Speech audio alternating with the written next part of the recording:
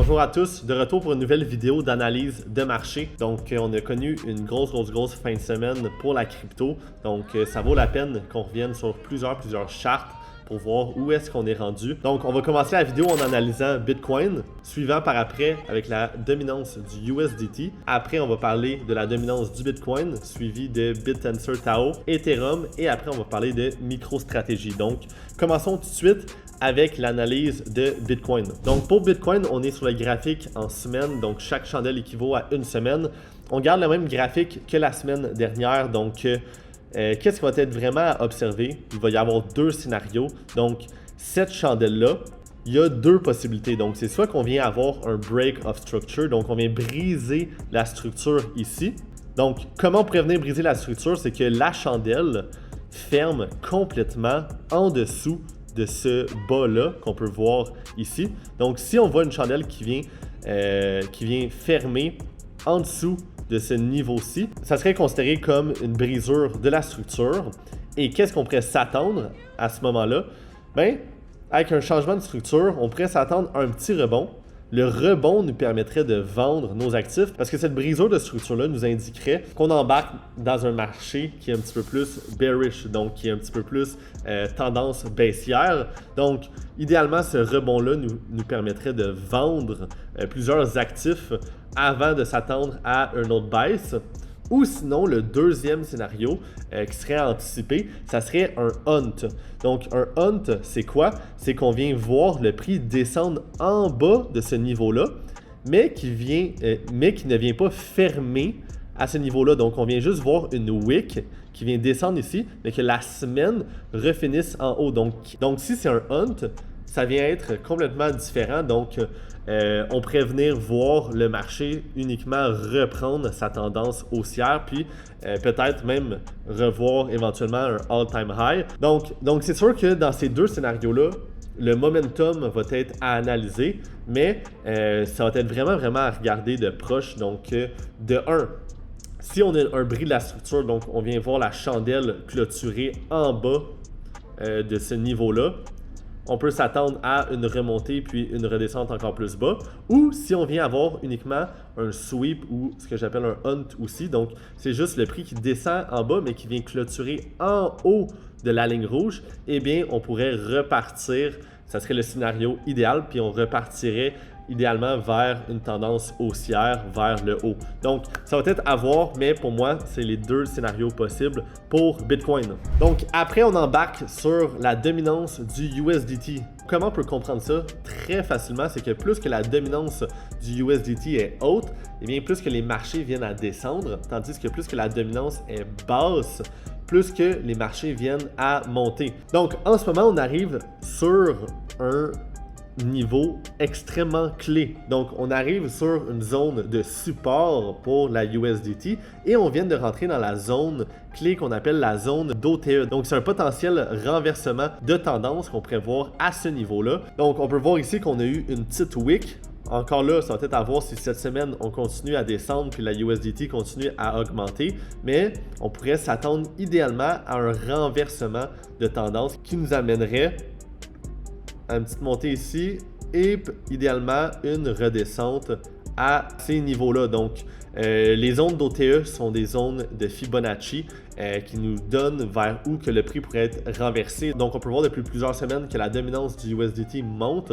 Elle vient de rentrer dans un niveau clé. Idéalement, on aimerait ça voir un renversement à ce niveau-là. Donc, encore là, ça va être un niveau extrêmement clé à regarder de très proche. Donc, embarquons maintenant sur la dominance du Bitcoin.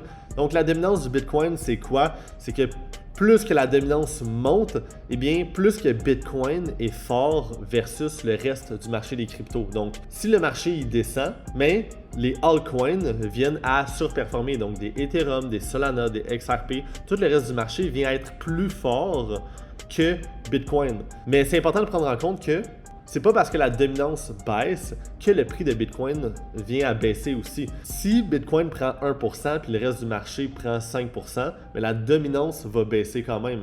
Puis aussi, c'est la même chose que si Bitcoin perd 3%, puis le marché perd 1%, eh bien la dominance vient aussi à diminuer. Donc, ça nous permet vraiment d'avoir une idée claire sur le reste du marché à part Bitcoin. Donc, cette charte-là, ça fait plusieurs semaines que j'en parle. On a pu voir une grosse montée de la dominance depuis plusieurs années, suivie d'un breakout qu'on a vu autour de août 2025.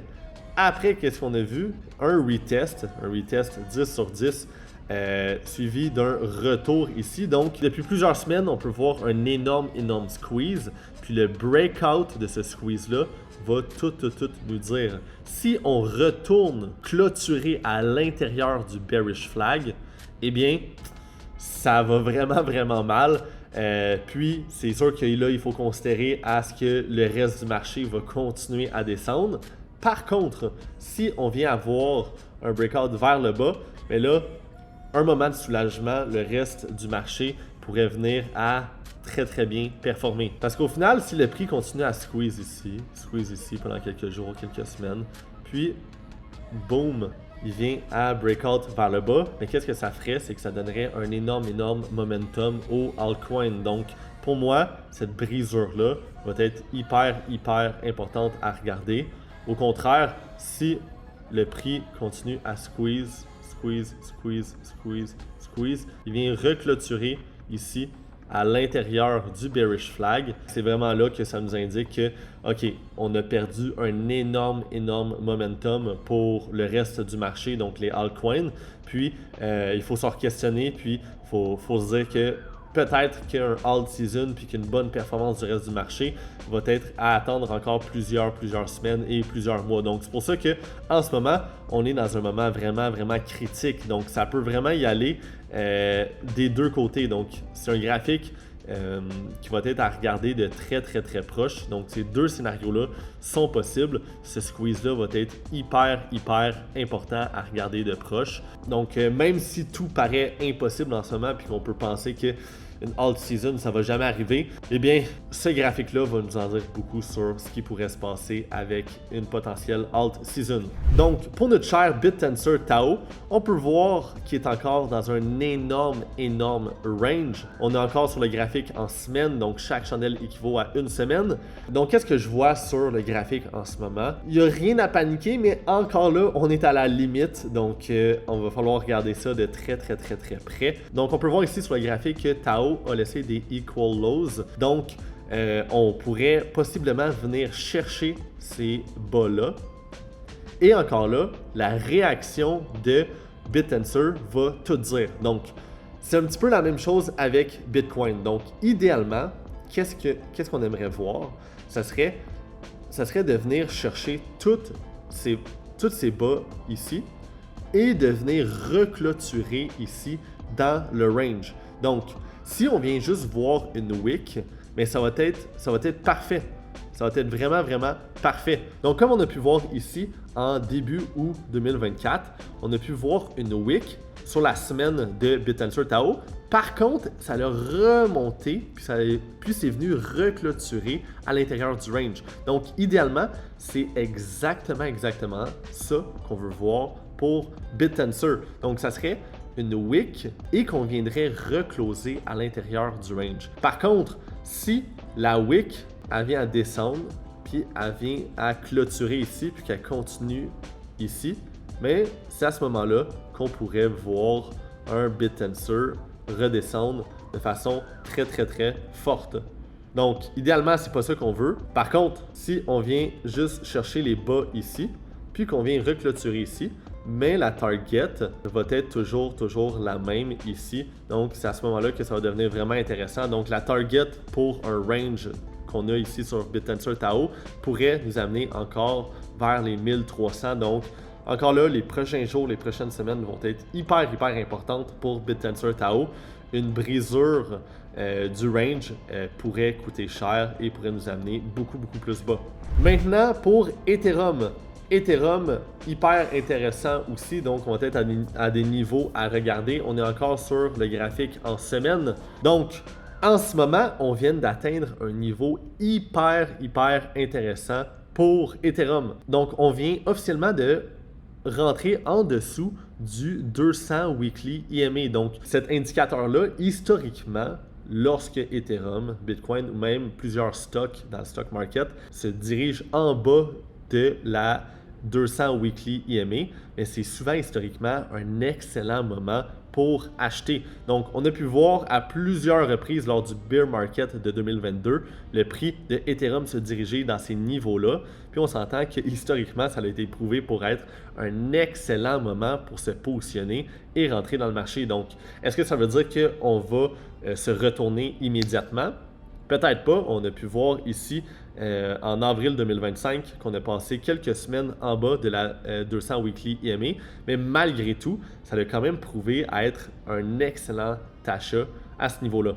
Aussi, le positionnement de Ethereum en ce moment pourrait être perçu comme une potentielle 5e vague avec la théorie des Elliott Wave. Donc, les Elliott Wave, je vous l'ai montré ici, c'est quoi pour les personnes qui ne savent pas. Donc, on peut voir ici un 1, 2, 3, 4 et un 5 idéalement vers un avec idéalement dans les prochaines semaines un all-time high. Donc ça va être vraiment à regarder. On va avoir plusieurs choses à penser. Donc je ne m'attends pas nécessairement absolument à avoir un all-time high sur Ethereum si la dominance du Bitcoin break vers le haut, si la USDT dominance non plus vient pas à descendre. Donc vraiment, toutes les chartes sont à prendre en considération, puis c'est important de les comparer entre elles pour vraiment venir à prendre les meilleures décisions. Ça reste qu'en ce moment, est-ce que c'est une mauvaise achat pour Ethereum?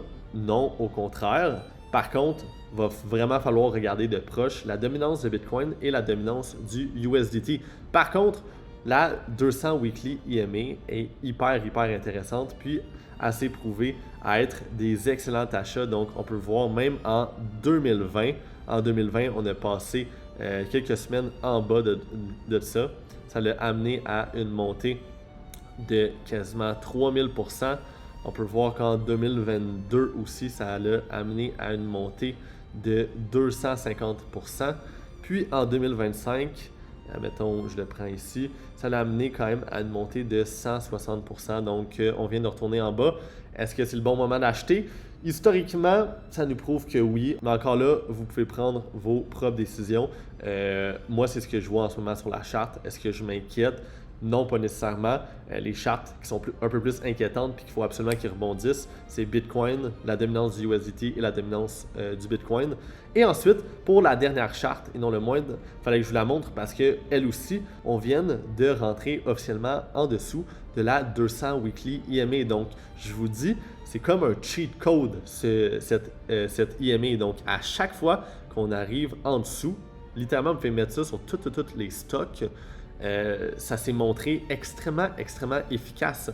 Donc, on a pu voir le prix de MicroStrategy qui était en dessous de cette IMA-là en 2023. Ça l'a mené à une montée de 1500%.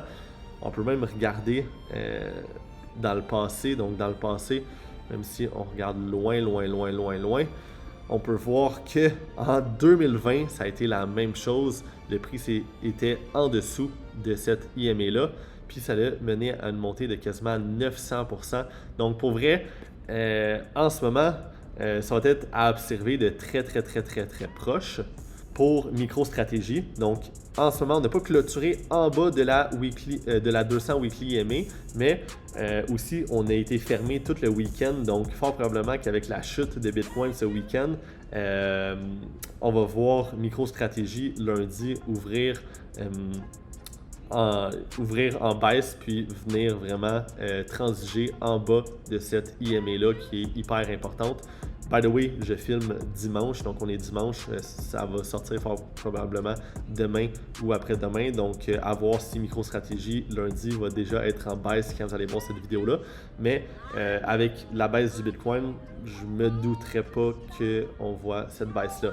Et aussi, qu'est-ce qu'on peut voir, c'est une ABC, donc souvent une correction en ABC nous mène à remonter vers le haut par après. Donc, est-ce que c'est ce qu'on va voir? Peut-être à voir, mais encore là, on rentre dans un moment hyper intéressant. Puis aussi, juste pour vous montrer un autre exemple de la 200 weekly EMA. Donc, je viens de mettre le graphique de Tesla. On peut voir qu'à chaque fois que Tesla a transigé en dessous de cette EMA-là, ça s'est toujours avéré à être un excellent achat. Donc, encore une fois, ça fonctionne hyper bien avec la crypto. Ça fonctionne aussi hyper bien avec les charts de stock market. Donc, vraiment, c'est à ajouter si vous cherchez vraiment des outils faciles pour savoir quand accumuler une crypto ou même un stock. T'sais, on peut voir ici en 2019, le prix s'est transigé en dessous. Puis c'est quoi, ça l'a mené à une montée de quasiment 2000%. Ça l'a juste redescendu en 2022. 2024 puis un peu en 2025. Donc c'était vraiment tout pour la vidéo d'aujourd'hui. Est-ce qu'on a à s'inquiéter pour la crypto?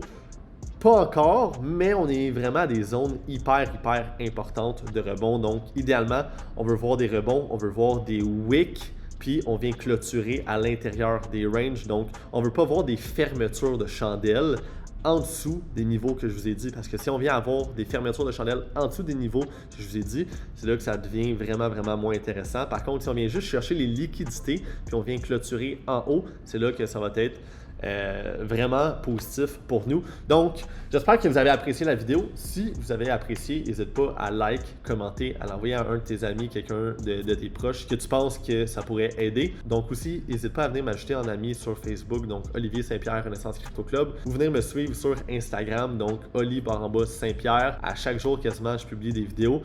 Cette semaine, on a fait des excellents trades. On a été capable de shorter Bitcoin puis shorter plusieurs autres cryptos. Donc, je viens faire des breakdowns directement sur Instagram sur exactement ce qu'on vient regarder, pourquoi qu'on a pris la position puis pourquoi qu'on a réussi à faire beaucoup de profit. Donc, c'est pas parce que le marché descend qu'on peut pas faire d'argent. Au contraire, c'est souvent des moments qu'on peut en faire énormément quand il y a beaucoup de liquidités qui viennent à être prises. Donc, si tu me suis pas déjà, je t'invite à venir me suivre sur Instagram. Et sur ce, on se dit à la semaine prochaine. Bye!